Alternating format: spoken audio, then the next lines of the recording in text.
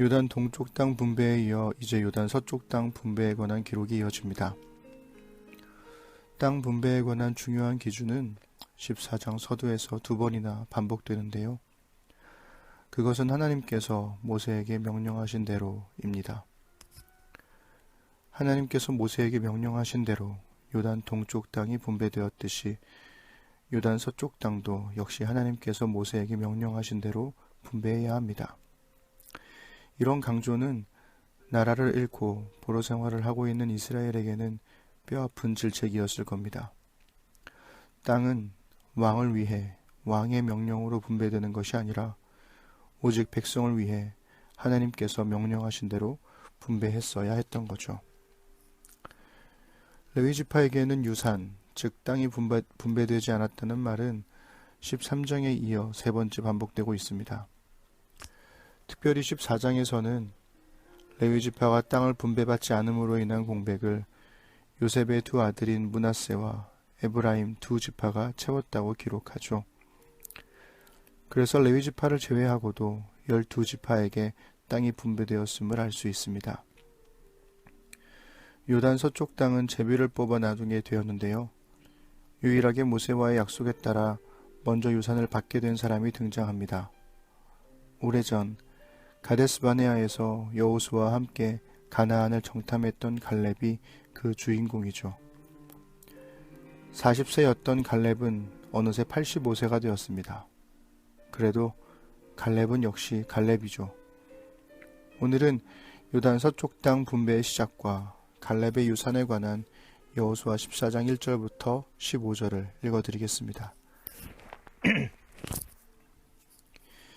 이스라엘 백성이 가나안 땅에서 받은 유산은 다음과 같이 분배되었다.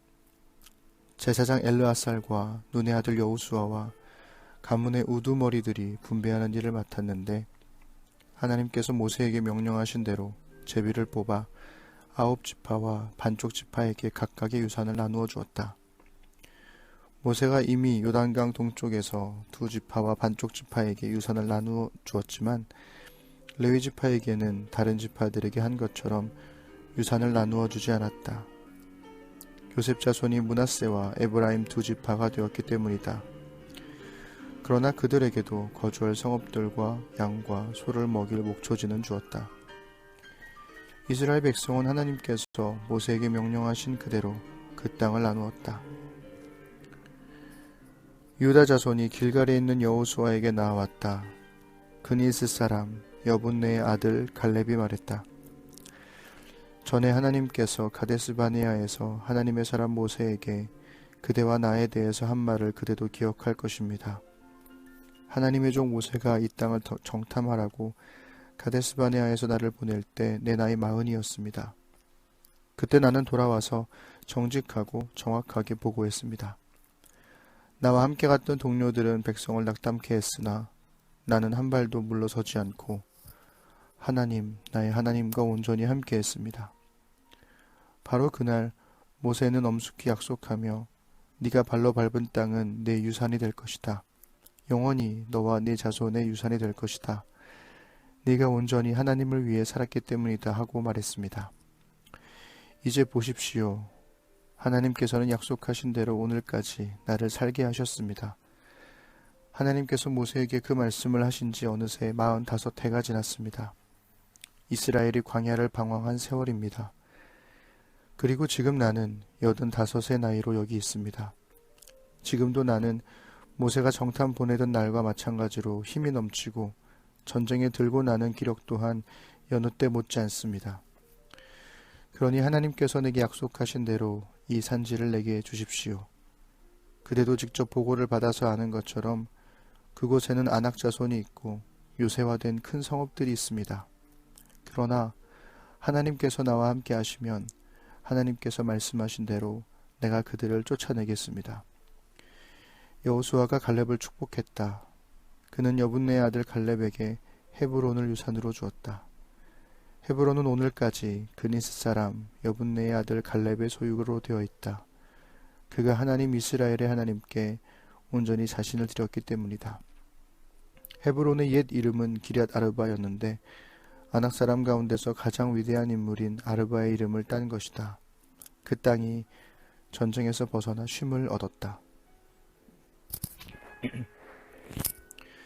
민수기 14장에 보면 갈렙은 여호수아와 함께 가나안을 정탐했고, 하나님께서는 24절에서 내 종 갈렙은 그 마음이 그들과 달라서 나를 온전히 따랐은즉 그가 갔던 땅으로 내가 그를 인도하여 드리리니 그의 자손이 그 땅을 차지하리라 라고 말씀하셨습니다.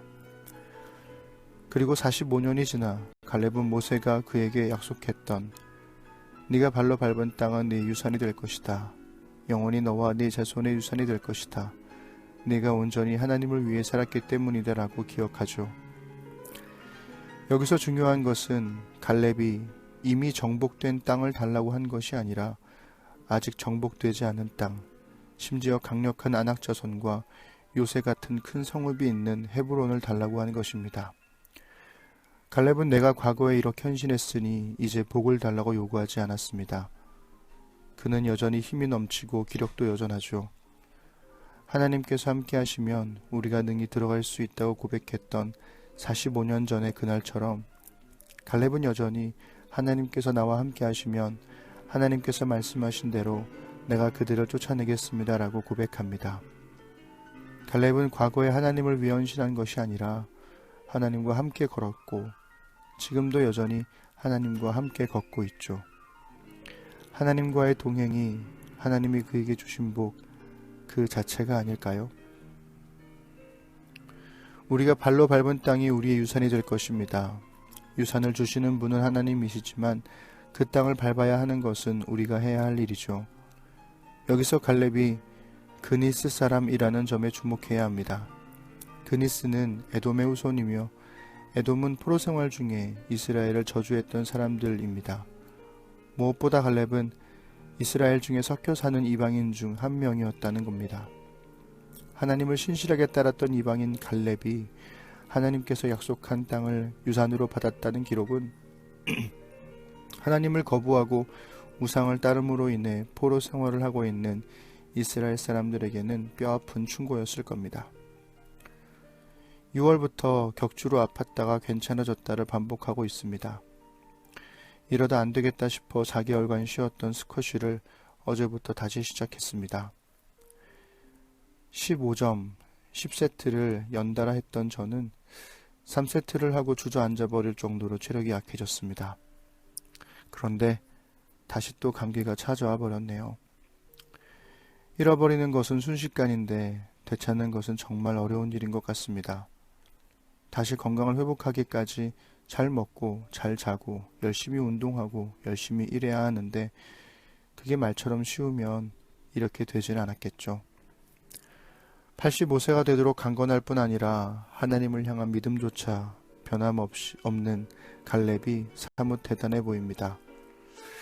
오늘 여러분이 발로 밟는 모든 땅이 여러분의 유산이 되기를 바랍니다. 그리고 그 전에 여러분이 하나님과 온전히 함께하는 사람이 되기를 소망합니다.